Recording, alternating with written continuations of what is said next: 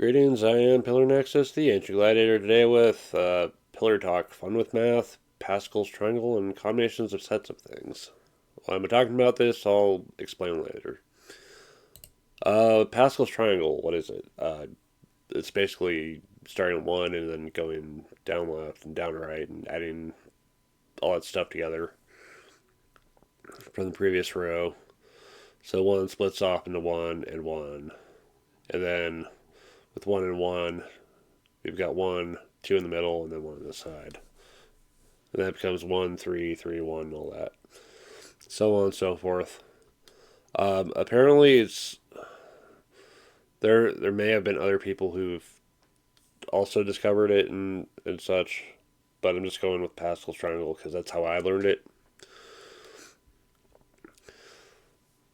But yeah, you just to get the next row down, you just add the two together from above. And of course, since there's like nothing on the sides, it's just like all zeros. Is how you treat it. And then what are combinations of sets of things? So like let's say find the combinations of A, B, C, and D, so there's like pairs. That there are no repeats and that the order is irrelevant. BA is the same as AB. So you can first knock out like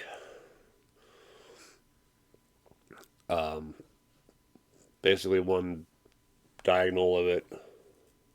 If you know your shorthand for math on this, so let's say you'd originally take like 4 times 4.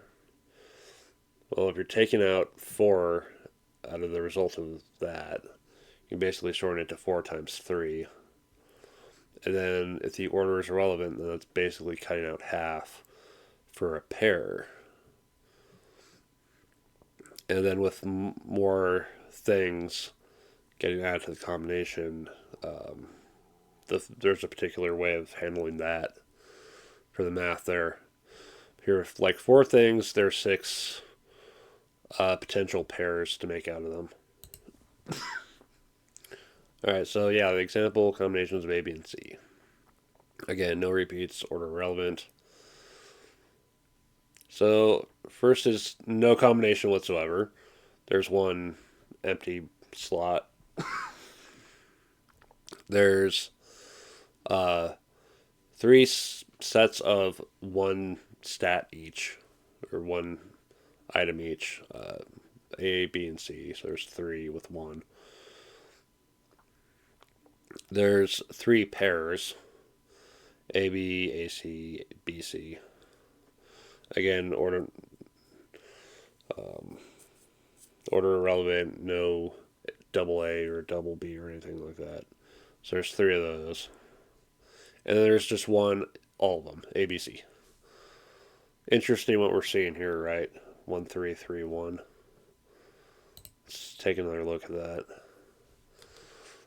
So you can kind of see the math of it.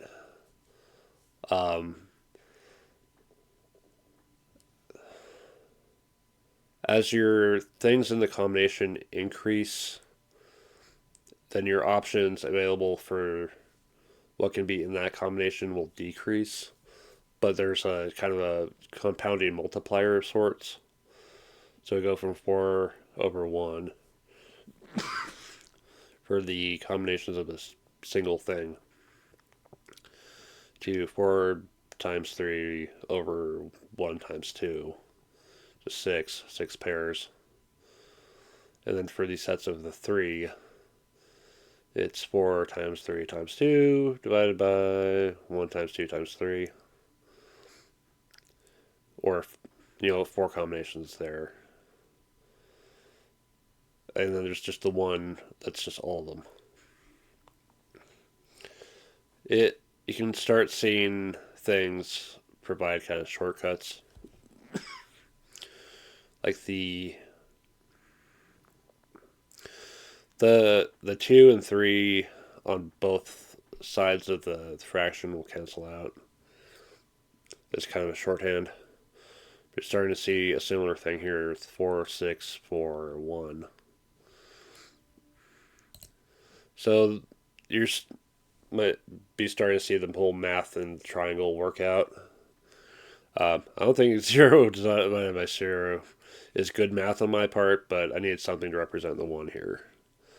So we get into seven things, and we get to like 7, 21, 35, 35, 21, 7, 1. So seeing the math, the way that works out, you can calculate any row of Pascal's triangle that way. And in fact, once you realize where the halfway point is, you just mirror. So once you realize, okay, I'm starting to repeat here at 35, so I know the rest of the triangle is going to go backwards from here: 35, 21, 7, 1. And but also the if you ever need a just shortcut of how many possible combinations of 3 different things out of 7, then you can just reference the triangle at like row 7. Just go over to by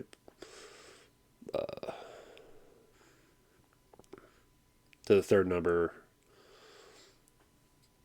So with 7 for 1, 21 for 2, 35 for 3. This whole my thoughts on this kind of started as I was trying to figure out combinations of stats for a game I've been running into my head.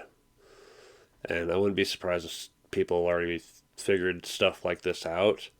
So why on earth do I want to talk about this? Because it's just that this stuff is always on my mind. I just love math and numbers and stats, logic, patterns. When I was a kid, I grew up with a Square One TV, and I just loved how much math they got into on that one. Or just like weird number stuff like Roman numerals and all that. Yeah, just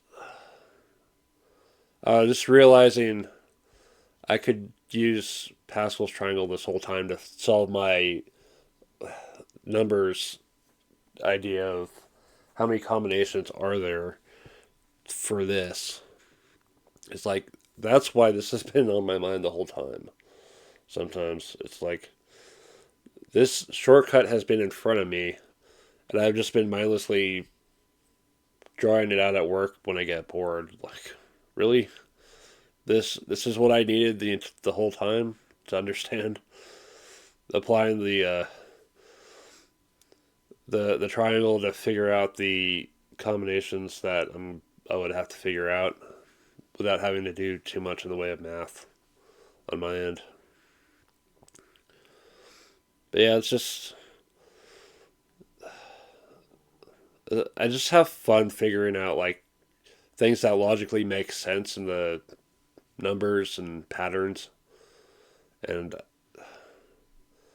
it's hard for me not to think about sometimes because I like to figure like with certain card based games, certain combinations, and the way certain types of cards come up more often than others, or dice, or combining character stats together to determine characters based on what sets are most prevalent. Their character stats. I'm rambling off at this point, but the thing is, I just have fun with math, and I hope I can find other people who are like this thoughtful about it that also like to have fun with it too. So yeah, it's just me rambling on about math and numbers and the stuff that I enjoy because why not? All right, well, thanks for listening if you're still here. This has been Pillar Nexus, and I'll see you next time.